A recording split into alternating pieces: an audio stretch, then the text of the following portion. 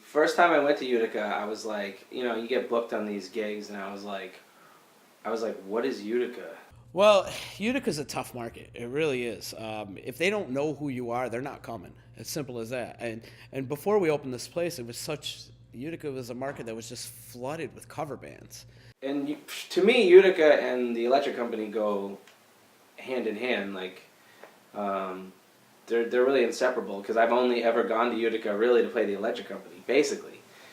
There were a lot of bands that I was like, I don't want to book those guys, but I do want to book these guys because they're doing something independent, and that's the whole thing. And my whole mindset the whole time was to bring it at an independent level, and give something Utica never really ever had before. There's so many memorable nights, and it's hard to tell every night, because a lot of those years, and I always say from '02 to about maybe last week is my blackout years. What a good time we had. What a better time to know. Our first night here, we had Joe Mama and the Soul Train. And it was Halloween and everything, and none of us really even dressed up because nobody had time to dress up. We were too busy getting the bar ready and putting up the PA and putting the sign up out front, that no one really had time to really enjoy the Halloween festivities. But we got the ball up and rolling, and the next day, on November 1st, '02, we had Rhubarb and Mecca Bodega. And I specifically remember that day because I was doing shows with those guys before that. And we used to do festivals with Z, and when he got his own place, then it opened up total freedom to try to do whatever we wanted to do on stage. We would come in, he'd whisper to me, and he would say, do something, do something, do something. I was like, do something. We had Tape Your Face Thursday, which was bigger than any Thursday night ever. Taping our faces with electrical tape. Z and I did it, and for some reason, everybody thought that it was acceptable. There's a picture of it right up there's there. a picture right up there. Human pyramids. The human pyramids, hide and seek, roll a pretzel down the hall at the Utica Hotel. We used to push pretzels with our nose up and down the carpet.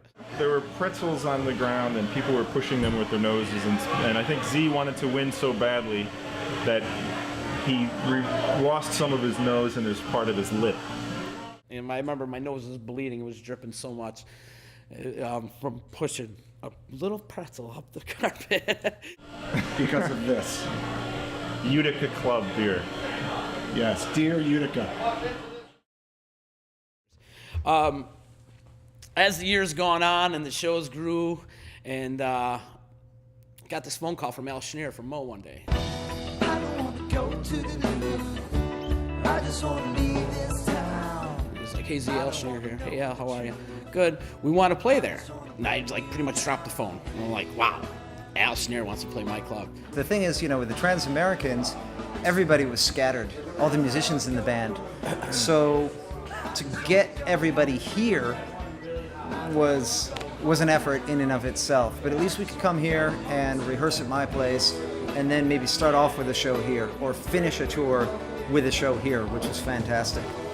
So immediately when I hung up the phone, I was like, the stage is too small. We need to build a bigger stage. We need to build a bigger stage. And actually there is another stage underneath this stage. I always try to do local stuff when I'm off the road, because otherwise I don't play at all.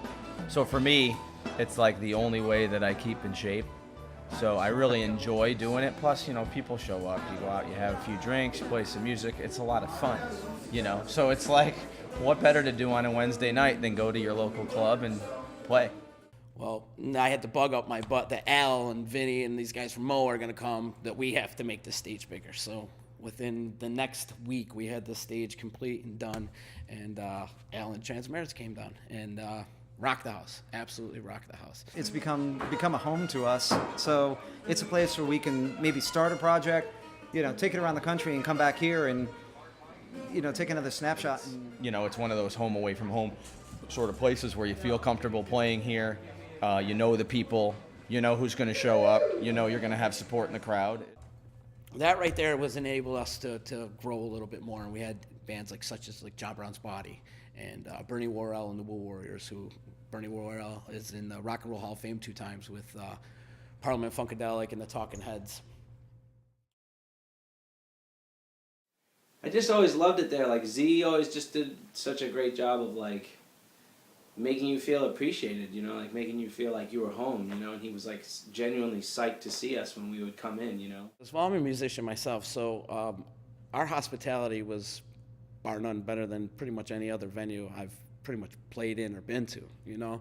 We would bend over backwards. We'd give them the food buyout or put a bunch of beer in the back and, you know, take care of the bands on whatever they really needed, you know. And we really thrived on, you know, making the musicians comfortable around here. You know, and I just remember being in that green room and having Z just like get the crowd really pumped up at the end of the night. You know, ain't no party like an EC party, 'cause an EC party don't stop.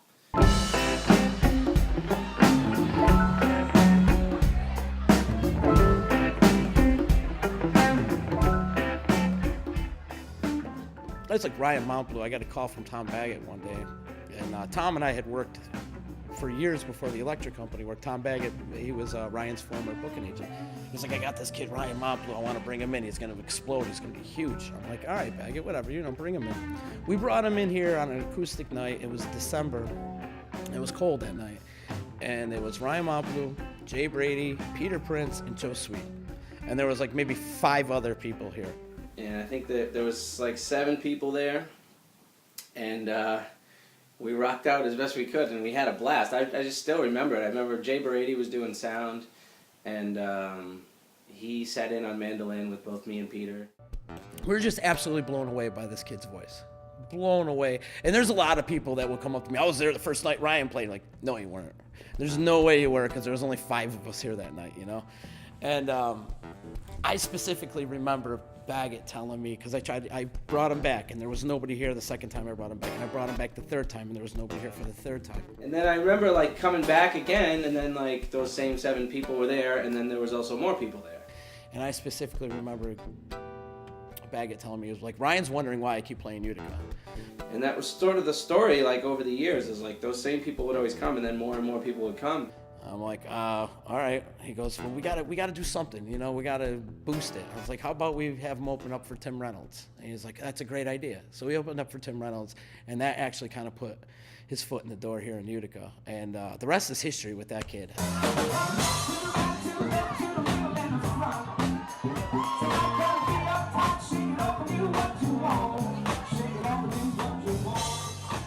The first place that was kind of like a success story for us. It was really the first place that like we saw people coming out in numbers, and all of a sudden we were like selling out this venue and just having a blast. And it was really like other than our hometown, which we had built for years and sort of, you know, got people out more and more in Boston, Utica was like the first place on the road that we like had success.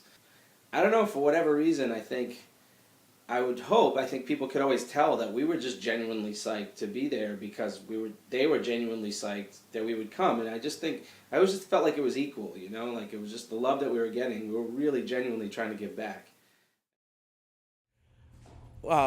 It's definitely changed throughout the years. I mean, at first, you know, we wanted to showcase, you know, a lot of jam bands, you know, but then every jam band started to sound the same, you know, and it just got old after a while. So we started, you know, debut other independent music, you know, more rock and more metal, more hip hop, you know, and we're just trying to showcase, you know, different independent music.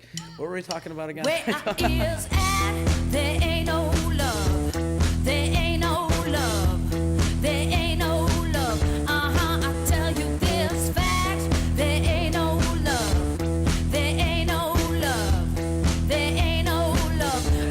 You got to fight back. Watching the bands on the big stage and seeing them here, and then you see them on the big stage, and it's like kind of like a revelation, like, wow, you know, because we're so used to seeing them here in this atmosphere, but then you see them in a larger atmosphere, and you're like, wow, that's amazing. And that actually, it brings a tear to my eye sometimes, you know, when you see my friends up on stage like that, and they're playing in front of thousands and thousands of people. And then they just played the EC like 2 weeks ago for like 200 people, you know. That brings a tear to my eye. I love to see that, you know. I love to see the success stories that have gone on. It was like a diverse crowd of people. Like it was like hippie kids, and then also like metalheads, and like kind of everybody in between. The thing I'm gonna miss the most about this place is the energy that the people that would bring to the table, you know. And like they would like, you know, kind of really get our backs, you know. And then the people would go for every single thing that we've ever done, and it's basically friends. It's just a great place, always. We like just being here, and I'd maybe, you know, want to see Sam Kinninger play or the Brew or whomever, and not be the dude from Mo, but just be somebody else who's hanging out at the electric company sometimes, you know? You have the girls, you have like the guys who are into it and all that stuff, but I'd also see like people who I would never expect to be into us, like You would have the hula hoop and hippie chicks over here. I don't know, like I would meet these people, like these like dudes with like tattoos that were all into like metal bands, and We'd have the doctors and lawyers sitting over there. I felt like nothing but support in that room over the years. Gained some great contacts, you know, throughout the years, and I've got rock stars for friends, you know. It was just such an eclectic audience that would come check out the shows at the Electric Company, and I think that's the most I'm gonna miss about it, is what everybody brought to the table when they entered the doors. Even a trace, nothing to see, nothing to see.